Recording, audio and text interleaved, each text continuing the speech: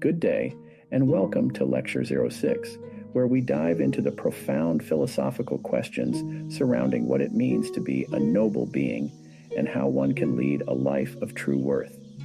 In this lecture, we'll draw heavily from Plato's Republic, Symposium, Phaedrus, and Philebus, each offering invaluable insights into the nature of nobility and virtue. As you embark on this exploration, I strongly encourage you to read the relevant sections of these dialogues. Engaging with the primary text will allow you to experience the full richness of Plato's thought. It will deepen your understanding of the noble being beyond what can be captured in any lecture.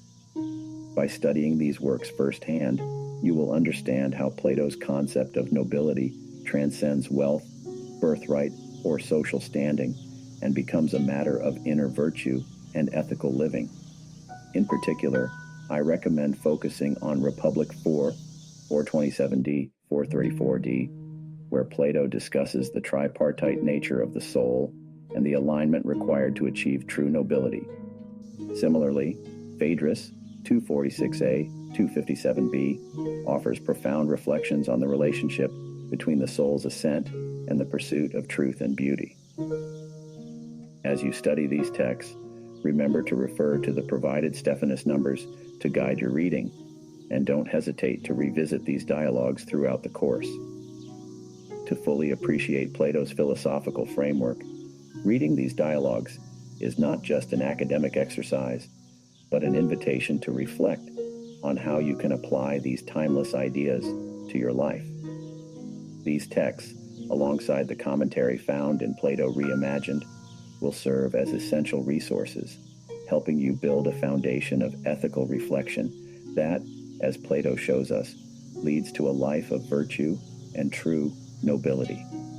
Now let us begin exploring the ethical guidelines that define the noble being and a worthy life, drawing from the wisdom of Plato's dialogues. Lecture 06, The Noble Being and Living a Worthy Life.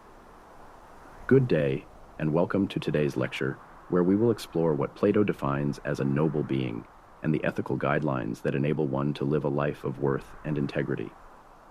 Plato's works remain crucial in understanding these concepts, not only in terms of their philosophical depth, but also because they provide a framework for ethical living that transcends time. Throughout his dialogues, Plato paints a vivid picture of what it means to live well and to be noble, not only in birth or external appearance, but in thought, character, and action. Our aim today is to draw from a range of Plato's dialogues, focusing particularly on the Republic, Symposium, Phaedrus, and Philebus, to understand his vision of the noble being. We will examine the role of virtue, the nature of the soul, and the importance of aligning one's life with a higher ethical standard.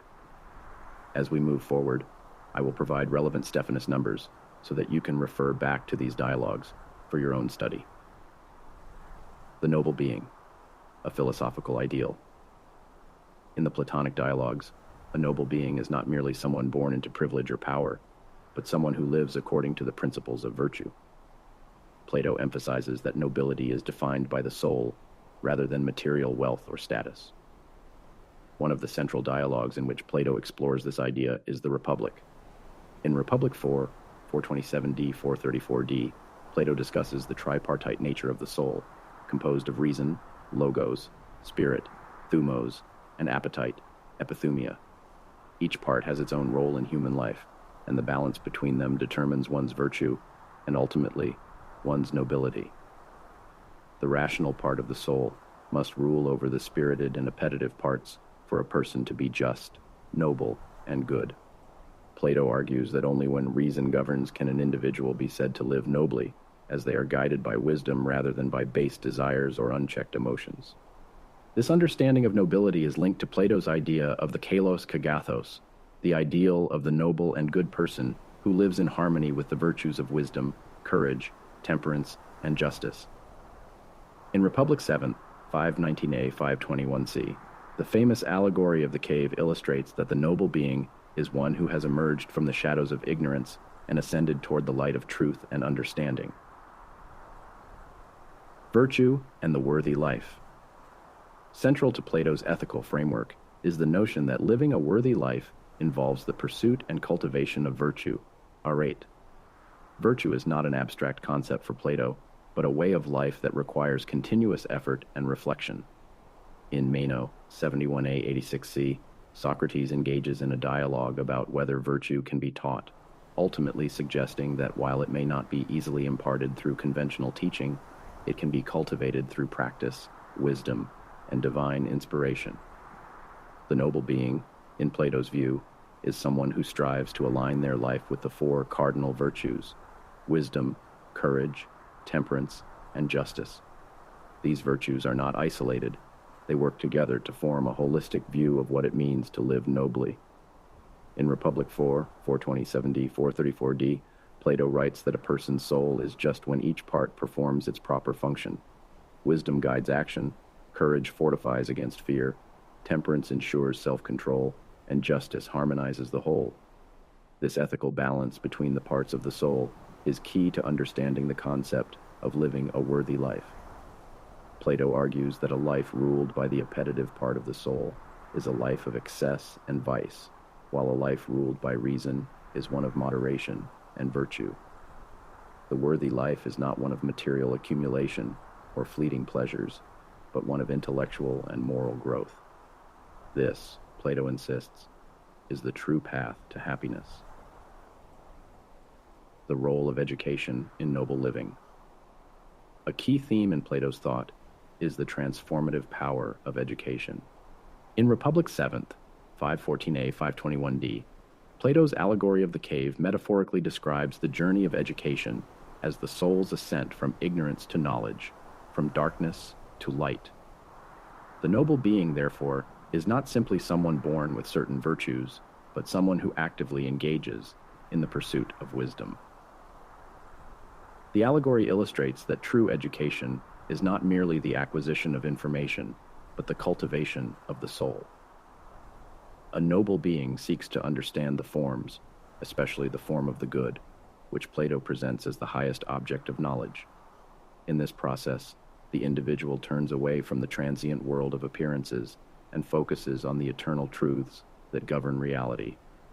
For Plato, living a worthy life means continually seeking truth and striving for wisdom, and education is the means through which one accomplishes this. The process of becoming noble is not a passive endeavor. As Plato notes in the Symposium, 210a, 212b, it is through a kind of philosophical ascent that one moves from the love of physical beauty to the love of intellectual and spiritual beauty. The noble being transcends the superficial and aims to understand the deeper, more enduring aspects of life: self-control and the importance of temperance. One of the most essential virtues for living a noble life, according to Plato, is temperance, sophrosin. Temperance, or self-control, involves mastering one's desires and appetites, ensuring that reason and wisdom guide actions. In Charmides, 159a, 176d, Socrates discusses temperance as a kind of self-knowledge, knowing what is good and acting accordingly. This self-discipline is critical for the noble being, as it prevents one from being enslaved by base desires and impulses. In the Philebus, 11d 31b, Plato also explores the relationship between pleasure and the good life, suggesting that the highest form of pleasure is not hedonistic but intellectual and spiritual. The noble being recognizes that temporary pleasures are fleeting and ultimately unsatisfying, and so they prioritize the pursuit of wisdom and the good over material indulgence. For Plato, living nobly means exercising restraint and moderation in all aspects of life. A life ruled by excess, whether in the form of desires for wealth, power, or pleasure, is inherently unworthy because it lacks balance and harmony. The noble being is one who practices temperance and directs their energies toward higher, more meaningful pursuits. Justice and the noble being. Justice, dikaiosune, as discussed in Republic 4, 433a, 445e, is the virtue that binds together the other virtues, ensuring harmony both within the individual and in society. Plato emphasizes that a noble being is not only just within their own soul, but also works toward justice in their community. This connection between personal virtue and social justice is fundamental to Plato's ethical vision. A just person is one whose soul is well ordered, with reason governing spirit and appetite. This internal harmony reflects itself in their interactions with others, as they strive to treat everyone fairly and to contribute to the common good. In Gorgias 482d 522e, Socrates argues that it is better to suffer injustice than to commit it, as injustice corrupts the soul.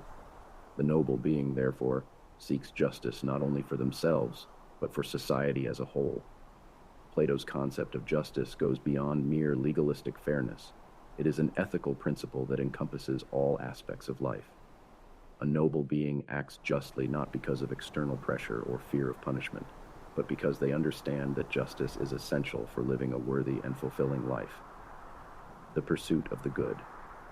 Finally, we come to the highest aim of the noble being, the pursuit of the good. In Republic 6, 504d, 511e, Plato describes the form of the good as the ultimate object of knowledge, akin to the sun in the visible world. The noble being is one who constantly seeks to understand and live in accordance with the good, which transcends all other virtues. In Phaedrus 246a, 257b, Plato also connects the pursuit of the good with love and the ascent of the soul. The noble being is motivated by a love of wisdom, beauty, and truth, and this love drives them to act virtuously and to seek the good in all things. The worthy life, then, is one dedicated to this continual ascent toward the good, a journey that requires wisdom, courage, temperance, and justice. For Plato, the pursuit of the good is the highest calling, and the noble being is one who dedicates their life to this pursuit. This is what it means to live worthily, to strive for the highest ideals, to seek truth and wisdom, and to act justly in all things. Conclusion. In conclusion, Plato's vision of the noble being is not based on wealth, power, or status, but on virtue, wisdom, and a commitment to the good. The noble life is one of balance, self-control, and justice, guided by reason and dedicated to the pursuit of higher truths. Living a life of worth and integrity requires continuous effort, education, and self-reflection, as well as a deep understanding of the ethical principles that govern our actions. As we continue our exploration of Platonic thought, I encourage you to reflect on how these ideas resonate with your own life and choices. Plato's dialogues provide not only philosophical insights, but also practical guidance for living a meaningful and virtuous life. Remember to refer back to the texts mentioned today, as they will serve as valuable resources in your continued study of what it means to live a noble and worthy life.